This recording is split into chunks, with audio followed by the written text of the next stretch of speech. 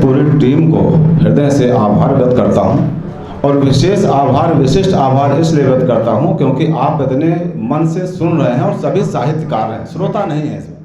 ये बड़ी खास बात है दिल्ली की और एक से एक है। मैं सभी को बहुत सारी शुभकामनाएं देता हूं। कुछ पंक्तियां रखता हूं बगैर किसी समय को खर्च किए।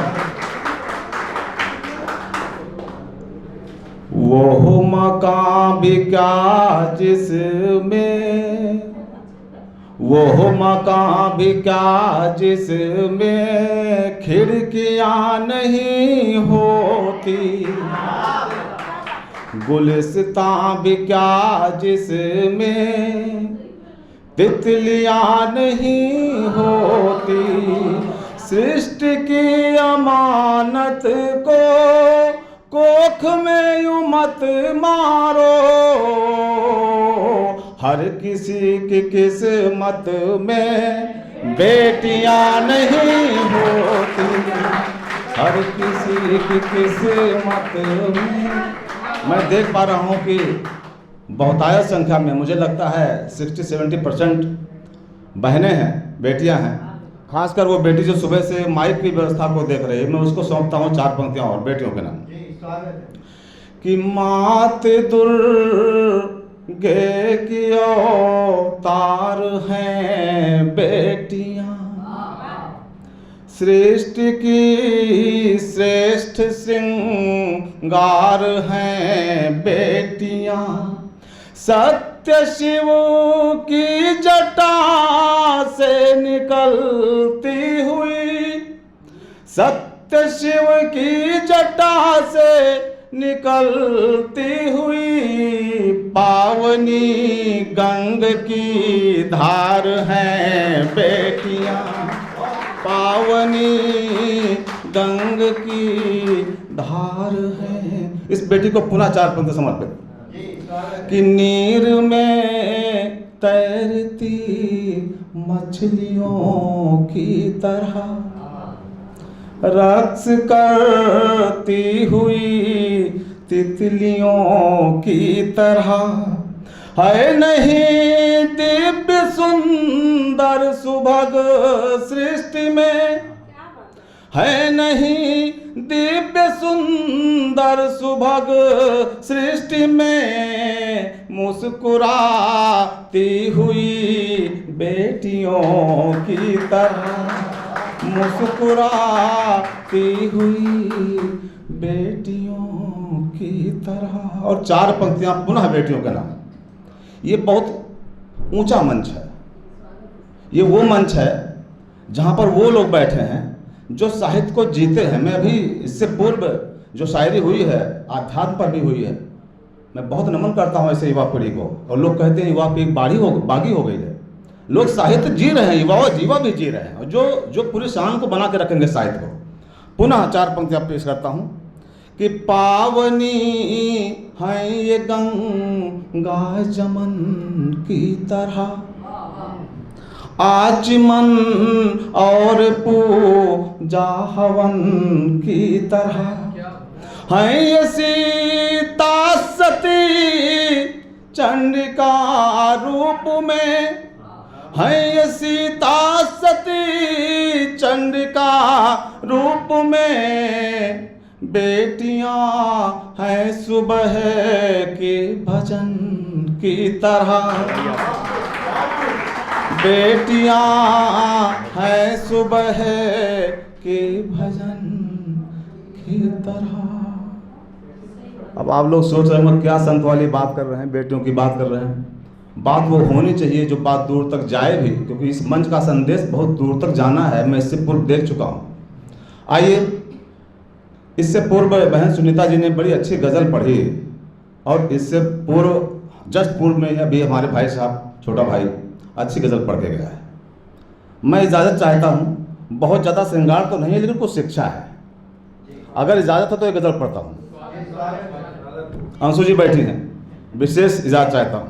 आइए।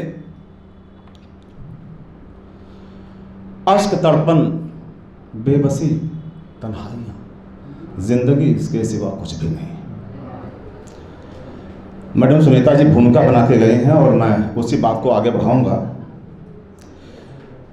बात ये नहीं है कि जो लिखा गया है उसमें ग्रामर या व्याकरणीय रूप से क्या है, लेकिन जो पेश किया जाता है, जो पढ़ा जाता है, वो जो दिल से पढ़ा जाता है, उसकी आवाज़ दिल तक जाती है, वही लेखन हुआ। तो आइए कुछ पढ़ने का मैं भी प्रयास करता हूँ। एक गज़ल है जिसको मैंने 2-4 बार पढ़ा है और पसंद करते हैं लोग। और आज का जो ये समाज है, इस आंतरिक समाज जो हमारे हाल में बैठा है, ये वो लोग हैं जो साहित्य को जीने वाले हैं और खूब समझ रहे हैं, हर शेर को दाद देते हैं। आइए गज़ल का मतलब हाजिर करता हूँ। पीछे के लाइन से भी मैं दाद चाहूँगा। रात गुजर जाती है जग कर इस दिल को समझाने में, रात गुजर जाती है जग कर इस दिल को समझाने में, आकर कोई तो ले जाए इसको पागल खाने में। अब मैं बताऊं कि मतलब हुआ कैसे।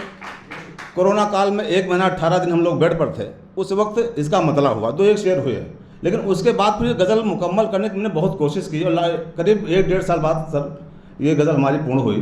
तो एक शेर मैं चाहता हूँ कि उसको महसूस करिए, क्योंकि वो ज़िंदगी और मौत के बीच का दौर था।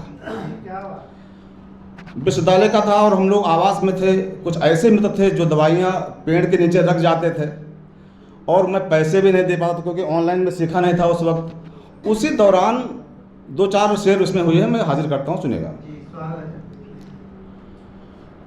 कोई सबब तो होता ही है आंसू गम बेचैनी का, कोई सबब तो होता ही है आंसू गम बेचैनी का, किंतु बहुत मुश्किल होता है दिल की बात बताने में, किंतु बहुत मुश्किल होता है दिल की बात बताने में। अगर एक शेर आपने ज़ाया किया तो समझो पूरी गज़ल आपकी गायब हो जाएगी। इसलिए मैं चाहता हूँ मोहब्बत से सुनेगा। थोड़ा समय लगेगा इसमें, लेकिन मैं समय हकदार हूँ, क्योंकि मैं उत्तराखंड से आया हूँ। और मैं बता दूँ, मैं कल चला हूँ 5 घंटा रास्ता 12 घंटे में तय किया है, इसलिए मैं आप पूरी गज़ल पढ़ के जाऊँगा। आइए। कांवड़ियों की वजह से रोड चेंज था, तो चूँकि बस से आना था। आइए गज़ल का शेर। कि प्यार मोहब्बत का ये है कच्चा रास्ता बेहद नाजुक है, प्यार मोहब्बत का ये है कच्चा रास्ता बेहद नाजुक है, जान तलक भी जा सकती है, जान तलक भी जा सकती है सच्चा प्यार निभाने में, जान। अगर बुजुर्गों के दिल पर चोट दे रही है शेर, तो इसका मतलब दम है। आइए भाई, फोटो खींच देना। फिर हार गले पड़ गया है। प्यार और हार दोनों गले ही पड़ते। बहुत बहुत शुक्रिया भाई साहब। अगर बुजुर्गों के दिल तक कोई शेर पहुंचता हो तो समझ जाओ कि युवाओं के लिए बिल्कुल परफेक्ट है वो। आइए अगला शेर साहब हाजिर करता हूं।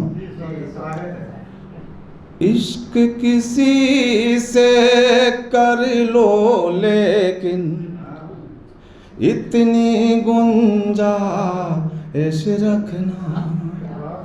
मैडम, आपने जो पढ़ा बहुत दिल से पढ़ा, इसलिए आपको देख करके मैं पढ़ रहा हूँ इसको, कि इश्क किसी से कर लो लेकिन इतनी गुंजाइश रखना, यार खता भी यार, खता भी हो सकती है, जाने या अनजाने में यार, खता भी हो सकती है। अगर गलती हो जाए तो जो ये होता है आजकल, ऐसा नहीं होना चाहिए। हम लोग उस दौर से गुजर चुके हैं, हम लोग वो बैलगाड़ी भी दे चुके हैं और एरोप्लेन भी बैठ चुके हैं। हमने वो चिट्ठी का भी 10-10 दिन इंतज़ार किया है और डाकिए को देकर मिठाइयाँ भी बांटी हैं, और हमने वो दौर भी देखा है जो आज मैसेज भी कर रहा हूँ। तो हमारी ये पीढ़ी बड़ी ही सौभाग्यशाली पीढ़ी है। आइए शेर हाजिर करता हूँ, मैडम देखिएगा। मैं सारा श्रेय मैडम को देता हूँ क्योंकि आपने मुझे बुलाया है दिल्ली में गज़ल कुएं में मैं कई बार आया, लेकिन ऐसे मंच का जो मज़ा मुझे यहाँ मिल रहा है कहीं नहीं श्रोता मिलता है। आइए पुनः अपने लिए ताली बजाइए, एक शेर सुनिए। उल्फत एक समंदर सी है, उतरोगे तो देखोगे। उल्फत एक समंदर सी है, उतरोगे तो देखोगे। धड़कन तक थमने लगती है, धड़कन तक थमने लगती है, गहराई तक जाने में। धड़कन, बहुत शुक्रिया भाई साहब, बहुत शुक्रिया, बहुत धन्यवाद। आइए अगला शेर बगैर देर किए। शेर देखिएगा साहब कि गम तड़पन आंसू बेचैनी, ज़ोर घुटन बेताबी। गम तड़पन आंसू बेचैनी, ज़ोर घुटन बेताबी, और बहुत कुछ ऐसी दौलत, और बहुत कुछ ऐसी दौलत है दिल के तहखाने में। बहुत सुंदर, बहुत सुंदर, बहुत मजा आ रहा है आपके साथ। दोनों डालो, दोनों डालो। दो इसलिए निकला है क्योंकि नहीं, दो नहीं, मैं चलिए बहुत बहुत शुक्रिया भाई साहब, बहुत बहुत बहुत बहुत मजा आया आपके साथ। पुरानी यादें ताजा कर दी आपने। मैं कह रहा था ना ये चीज़ कि अगर आप तक पहुंच गई, सब सुन तक पहुंच गई। उसी लोक में पहुंचा दिया आपने। अरे वाह, बहुत शुक्रिया। आइए अगला शेर बगैर देर किए, हमको सबको सुनना है। अगला शेर देखिएगा साहब। मैं जब इस गज़ल को पढ़ता हूँ तो मुझे कम से कम 2 बार पानी पीना पड़ता है। आप हालत समझ सकते हैं, लेकिन पीऊँगा नहीं, 2 शेर पढ़ने बाद ही पीऊँगा। आइए अगला शेर कि सकरा रस्ता लंबी दूरी, ऊपर से ये है तन्हाई।